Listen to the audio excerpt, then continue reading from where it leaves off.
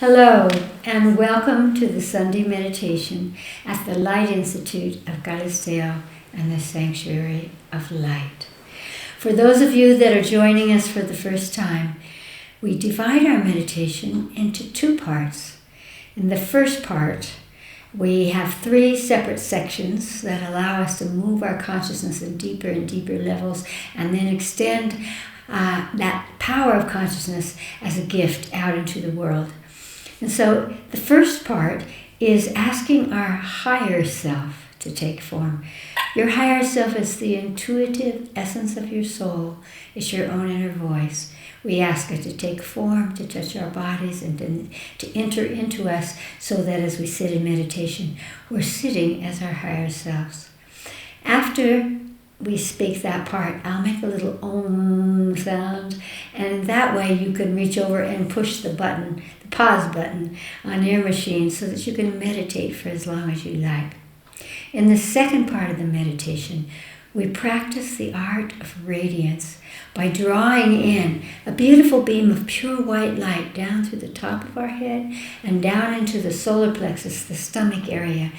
And from that area, we radiate the white light out through the auric field, out across the planet and back up into the sky. And if you breathe in, pulling the light down, and you exhale, extending the light out, you will find that that will take you into a deep sense of meditation. So you just continue that path, that breathing in and breathing out. Again, a little om sound. And then in the third part of our meditation, people send us a little message each week to choose a particular theme or something that we would like to extend our energy out into the world. This week it was shelter. There's so many people around the world that are without shelter at this time. And so what we will do is we will bring the people who need shelter into the mind's eye, imagine them, and ask them what frequency of light they need from you to find that shelter.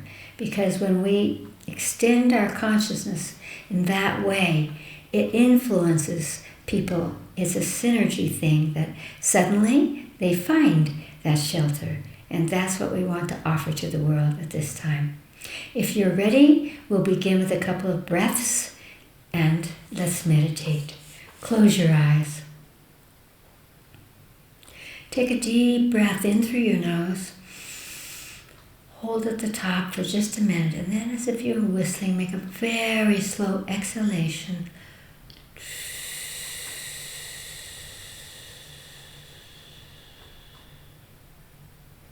Feeling your brain slowing down. Your consciousness becoming quiet. And now ask your higher self, the intuitive essence of your soul, your own inner voice, to take a form for you.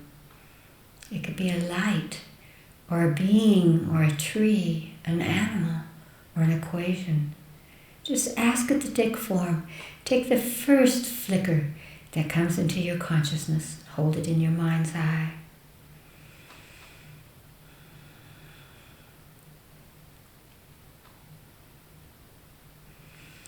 Now ask your higher self to touch the place in your body where you hold your divine essence at this moment.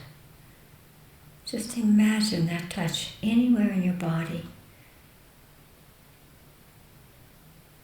And focus your consciousness in that place. And breathe in and out through that point. And feel as if you're really opening in that place your connection to your divine source. And draw your higher self in to your body through that point where you're holding your divine essence at this moment.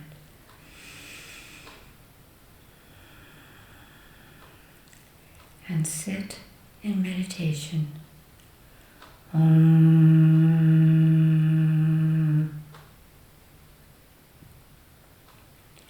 Take a deep breath into your body and reach up into the cosmos and pull down a beautiful beam of white light down through the top of your head and all the way down into your stomach, your solar plexus, and laser it out from you. Imagine that you're extending the light across our beautiful planet and up into the sky. Breathing in, draw it down. Exhale, extend it out. Just continue that, following your breath for as long as you like. Om. And so in this third part of our meditation, we're going to imagine that we are calling forth into our mind's eye all of the people in various places on the planet who need shelter. Just imagine that you're calling them into your mind's eye, into your awareness. And ask them what frequency of light, what color they need from you to help them to find shelter at this moment in their lives. And whatever color comes to your consciousness, see what it is.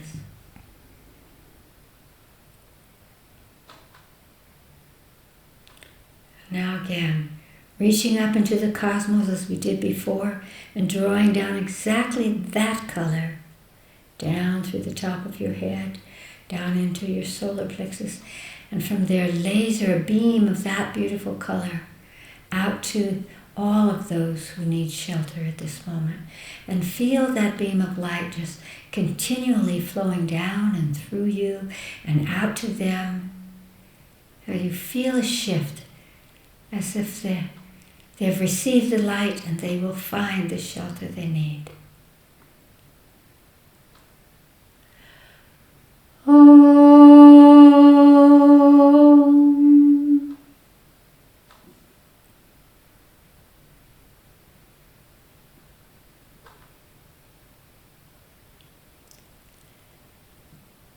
And take a deep breath into your body and to open your eyes.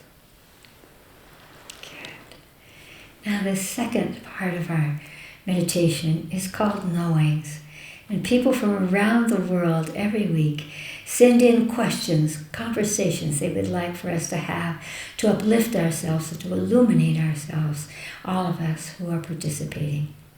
And so Alex will tell us the questions today. Alex? The first question is from Recife, Brazil. Mm-hmm. Chris, I do your exercises in consciousness that you give on YouTube and I love them. I am wondering if I can do them myself. For instance, if I have a memory that comes up for me that I don't like in this lifetime, can I do an exercise in consciousness to clear that memory from my body by myself? With gratitude for everything you do to help our world. Hello, Recife. I love you. Yes, you can do this by yourself. I would say never enter into an attempt to look at other lifetimes unless they just kind of pop up, and then you would want to clear them in the same way out of your body, because we never look at incarnations ourselves, because we would miss that point where something was out of balance, and then that would bring that up, and so it would not be good. But clearing from this lifetime is a wonderful practice for you. If you're doing something and suddenly you have a memory, oh, I remember how that was. The way you do it is so simple. Just ask your body, where am I holding that memory? Bring your conscious awareness into that place in your body. It could be anywhere in your body. And just go into that place and then ask that place that's holding the memory, because we have trillions of cells and they hold memories from before conception. And so go in there and then ask that area of your body what frequency of light, what color it needs to wash it away. We don't need to keep memories, whether they're bad ones or even good ones, because they tether us in our conscious and our emotions in many, many subconscious cultural ways. They tether us to that time. And so yes, we don't want a negative memory to be a reference point for who you are. So the moment that you feel that color of light that will release it, you simply imagine that you're just pulling it into wherever that is in your body, and you just imagine that stream of light going in there and just washing it away. Just wash that out. And when you feel a shift, you're done. And there's another side of that I would show you as well, that we always do at the Light Institute, balancing. And that is that if you clear a negative memory, maybe it was that somebody was bossing you around and not nice to you, then go into a memory when somebody was nice to you, or when you felt that acknowledgement, or just a positive aspect of the same theme. And when you do that, when you ask where that memory is, where is that memory in me when I was courageous, or when something good, the memory was good, and you go into a place in your body that holds that memory, and in that one you just prick it open, you open it, and you let the energy of it flow through you. Maybe it made you happy, or centered, or peaceful.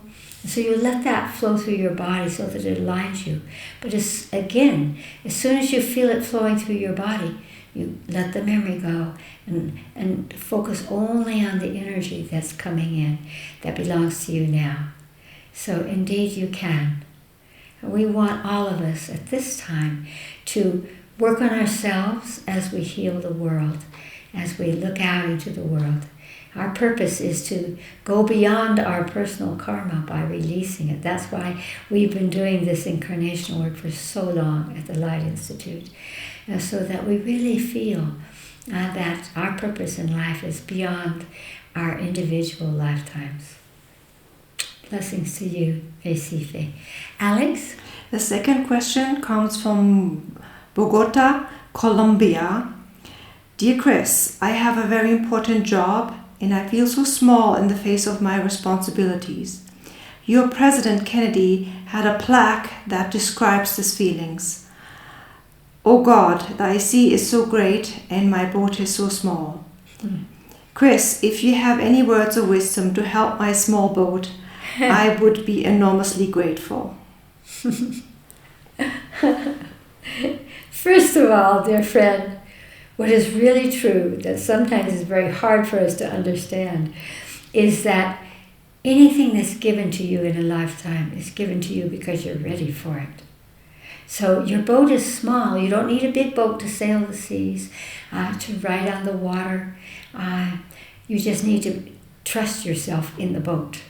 That's all. So first of all, it's important for you to know that it's your intention and your capacity to give all of your heart and your wisdom, your intelligence and your desire to do as well as you can. That's all it takes, because you have the answers inside you. So there's two aspects of that. The first one is you have to learn to trust yourself. And the cosmic giggle is that the outcome of your work really isn't yours. You are not here by yourself. You're not sailing that boat on a sea, really, as if you were alone, the captain, the crew, the participants. No, you're not. In other words, we have a goal, and so we do what we know to do to move along and to do the best we can. But outcomes are never ours, because we don't control the world. We don't control others.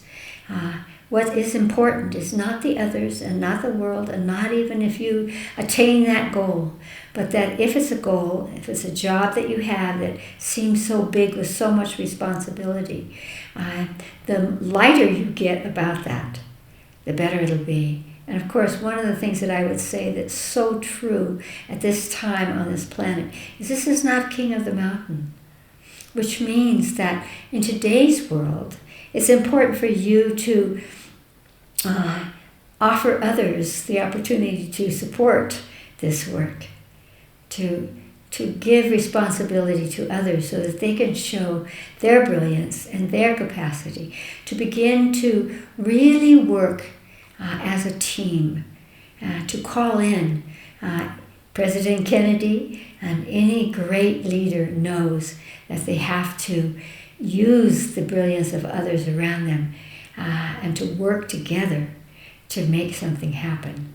And so if you look around you and pull to you people that you know will help and that will have the passion for what you're attempting to accomplish, it will be easy and it will be fun. And again, you're not giving anything you're not ready for. So when I'm talking about trusting the self, and this is again why I love incarnational work, you're so much more than you think you are. Something comes your way. How did it get to you? How did you get the job? You got the job because you exuded a magnetism out from you that spoke to others. It gave them a sense, this person knows it. This person can do it. And so you have to realize that it's not an accident that you got the job. You got it because you have it in you. So that's what trust is to know that because you want to do it well, you will. And because you got the job, you know how.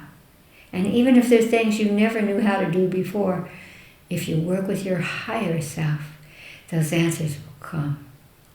And so take a little bow and say thank you to yourself that you got this job, and know that you will do well. And another aspect of that is to use your imagination, use that capacity of vision to see something good. As we were talking about a minute ago, you might go into a memory when you did really well at some project or something, and then find that in your body, prick it open and release it, because it will associate. Our emotional body, which is the one judging, functions through association and conclusion. So I promise you, you are more than ready for this task. And so just relax.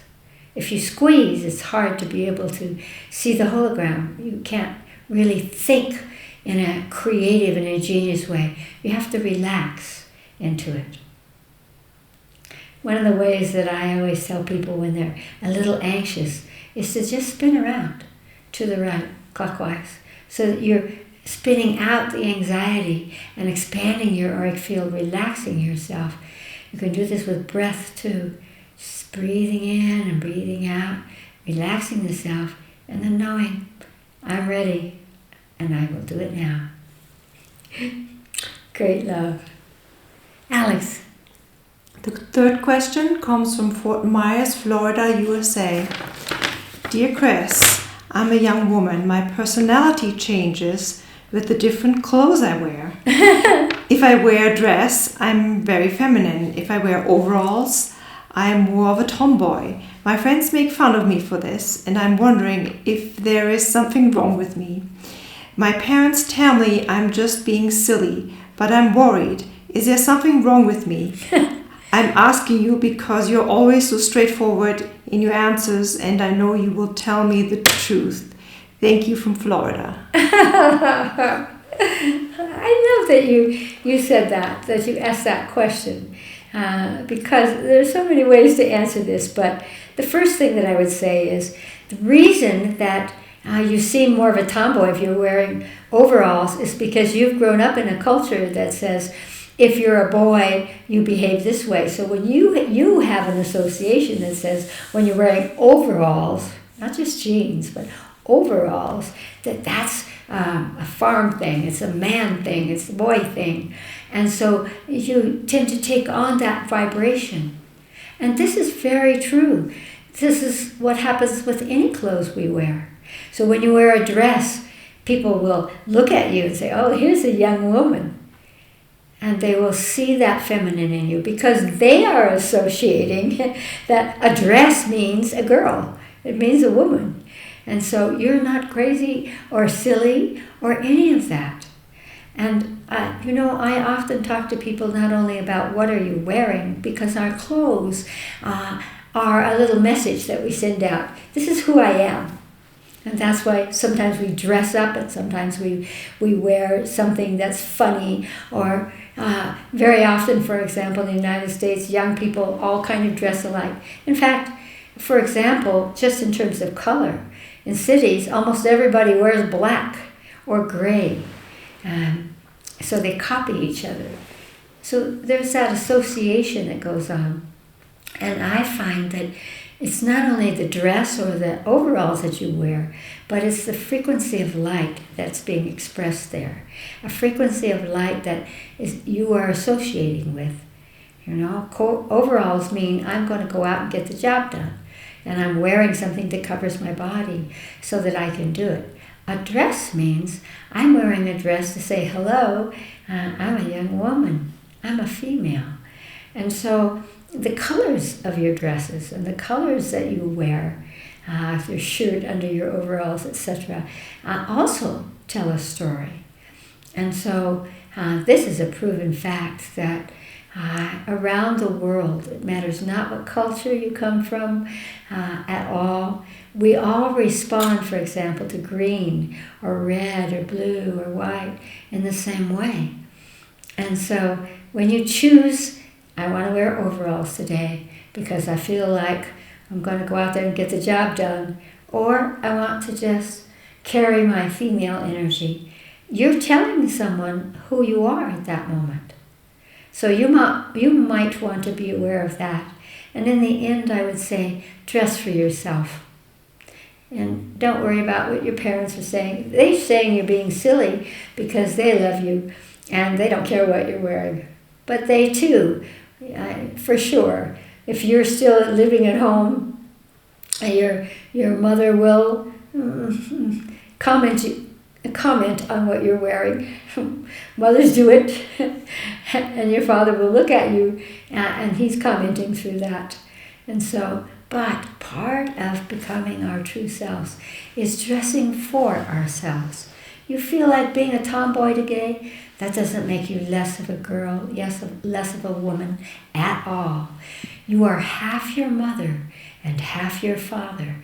And so the beautiful balance in our lives is to know that we can express both of those energies. And it's what's kind of funny about it is that to think that we're doing it through our clothes, but we are, because they are the way that we message to the outside world who we are at that moment. If you feel like being a tomboy, you be a tomboy and do whatever you want. And if you feel like dressing up or even just wearing a dress, that's just saying, this is what I feel like today. And so do it for you. And the more you go through life, the more you will want to have developed that power. Because that is a power to say, I express who I am. And when I look at you, I hear what you're saying. Great love. And great love and honoring to each and all of you for being a part of this today and bringing your conversations into this wonderful meditation. Until next time.